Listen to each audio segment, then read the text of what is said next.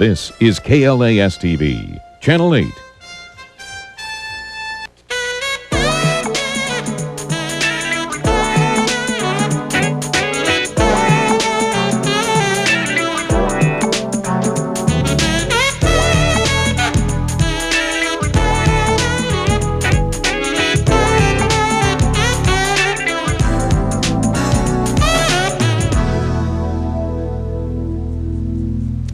Good evening, folks, and welcome back, everybody. I'm Tom, and this is the simulcast up and running now for the last day of February 1995 that there will ever be in the history of the universe. That'd be the 28th. Don Rickles is on this program tonight, and on the second anniversary of the Inferno at Waco, we have David Koresh's mother here, Bonnie Haldeman. That is our program, along with all of your phone calls on the toll-free highway. Then tomorrow night we have Drew Barrymore here from Boys on the Side, and that will be the end of the sweeps rating period here on the Late Late Show, and then on Thursday it'll be the Hunchback from Moline. Ordinary people and he's tough to book, but so last night here we're talking about this guy Bill Pavlik. Don Rickles has been making people laugh for more than 35 years. His live shows are always sold out, and his latest venture is back in the movies. Don, thanks for staying up late with us tonight, and welcome back to CBS. Thank you very much, Tom. I wouldn't miss it. You're working now in Casino, directed by Martin Scorsese, and the picture is about Las Vegas, which you ought to love because Las Vegas is your second hometown. You're there a great deal of your time. Oh, yeah, and I was just finished 18 weeks there and watching De Niro with his motivation. Drove me a little nuts, yeah. You know. What is it like working with Scorsese and De Niro, those guys who gave us all these great pictures, like they gave us Goodfellas and all these fine pictures that De Niro has done, Awakenings and all? Well, you know, Marty does, you know, what he really lived, yeah. The street. You know, he knows the street, and De Niro knows the street, and Pesci knows the street. I'm the only guy that came from class. Yeah. I was born in London. Yeah.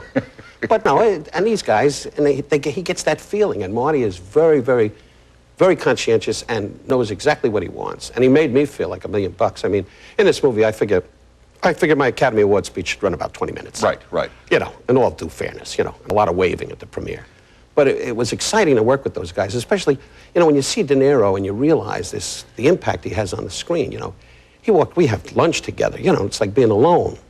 Because, you know, so busy trying to figure out how to hold the fork. How do you keep yourself calm down during movie making? Because as you know, and the folks know, there's a lot of standing around and waiting for your scene to be done. Whereas in your live show, you go on, bada boom, bada boom, bada boom, and it's over, and you're on to the next. What about the discipline of having to wait for the director to say, now, Mr. Rickles? Well, there wasn't so much waiting. It was like a year. You'd go in your trailer, and Scorsese would say, we'll get to you, you know. Yeah. All of a sudden, the sun's coming up, and you're still sitting there like a moron going, why don't they call me, you know?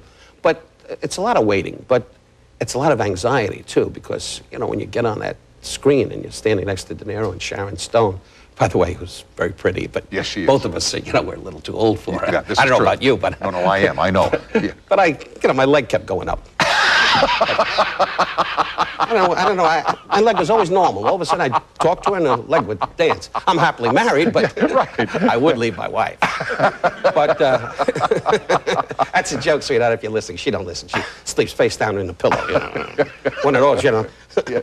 And so working with those people is just great. You've been working in Las Vegas for, as I say, 35 years and more. How has Vegas changed over the years? What's different now from then? Well, Tom, you know, in the old days, I always said it was one guy, one boss. You know, if you wanted to have a favor done, or you wanted your suite changed, or you wanted to have a little party or something, you went up to the boss and he took care of it. Today, it's 4 chits, guys with cards. Here's my card. Right. Go to the bathroom. Here's my card. Right. Here's my card. Right. It's corporate, and it's become, you know, family-oriented. In my day, you went up and you said to the boss, could I have I'd like to have a party in the lounge downstairs tomorrow night. And he would say, why? For some reason they talk like that, you know. Why do you want to have a party? They walk into chairs when they were kids or something. But there's a lot of wonderful guys in those days, you know. Why do you want a raise? I said, no, I don't want a raise, as he was twisting my wife's arm. But it was an atmosphere of a personal, you were one-on-one. Yeah. And today, they're all wonderful people, but... It's corporate now. Yeah, you don't know who's in charge. You had guys like Bugsy Siegel when he was running stuff over there. And what happened to him? He died. Oh. And remember the guy that ran the Las Vegas Sun over there, Hank Greenspun. Oh, great guy. Okay. Yeah, and Howard Hughes was living at the Sands Hotel, and Hughes would stay up every night and watch the movies on the television station, which Hank owned. Right. So now one day Hughes calls, he says, I don't like those movies. He says, I want some better movies.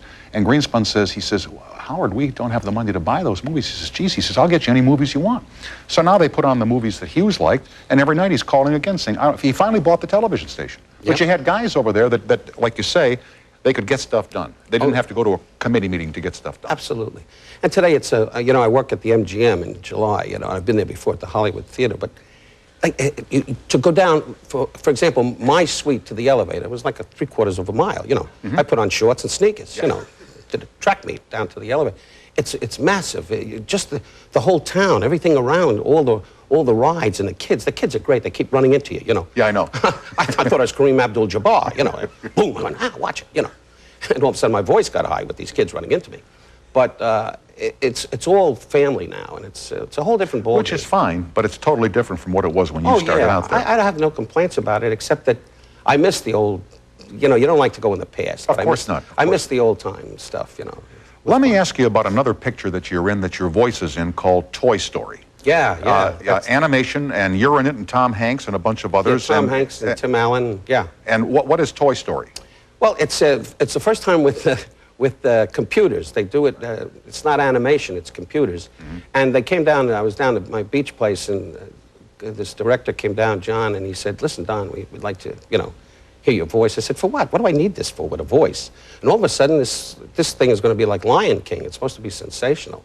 And I've seen some of the animation, and it's But great. now you do all your lines first, and then they do the computer it's like animation. Radio. You go into a studio, and you do the stuff, and then they show it to you on the screen. Do you like it? It's fun, isn't it? Well, the check.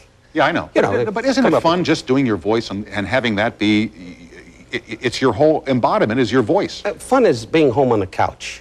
That's fun. Oh, Tom. Stop it. Well, sure, I enjoy laying on the couch, turning on a ball game, which there won't be any this year, so I'll have to say to the wife, no more jewelry, sweetheart. I'm busy watching the game. But, I really enjoyed doing Toy Story, and it's fun, but the real thing is that the results, when you see it come out, that'll be exciting when you hear But what's great for you, because you made some films early on in your career, most notably Run Silent, Run Deep, and now you're back doing film work again, which I know you enjoy, and it must be a kick for you to do that. Well, Casino this is the height of my career. I mean, aside from doing Kelly's Heroes some 28 years ago in Yugoslavia, telling Clint, see, we did the scene with Clinton. He does like De Niro. They do the same type of method acting. You say, how do you feel, Charlie? Where's the sergeant? And Clint goes, huh? And you go, huh? I say to De Niro, gee, the casino is going busted. What are we going to do? What are we going to do, Ace? His name is Ace Rothstein. Yeah. Ace Rothstein in the picture. I say, Ace, we're going busted. And he goes, the whole movie. All of a sudden, I had a pillow on my back and I was ready to ring a bell. I was going, huh? The whole movie, you're going to see me. It's the new I got like cramps. It's the new wave, Don. Oh, is that what it is? You made a picture some years back with Tony Curtis and Debbie Reynolds called Rat Race, written by Garson Kanin, which was a very good movie. Yeah, I thought so. And it got lost. Yeah, and I played the heavy in that. I know. In those days, Debbie took off her dress, and she was in her bra, and I had a scene where I'd take her jewelry away, and it was like, wow. Today Sharon Stone gives it a big flash, and you start to lose. I start to dribble at the mouth. And what does your leg do? So between my leg and the dribbling, I'm in bad shape. We are with Don Rickles here on CBS, and you know the phone number by heart, 800-95-CBS-TV, back after a short break.